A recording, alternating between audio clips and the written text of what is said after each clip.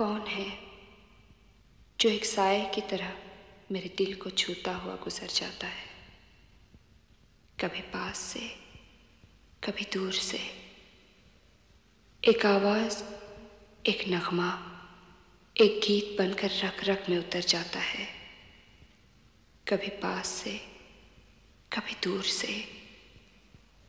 कौन है जो मुझे अपनी तन्हाई का एहसास दिला जाता है, एक खालीपन, सूनापन छोड़ जाता है।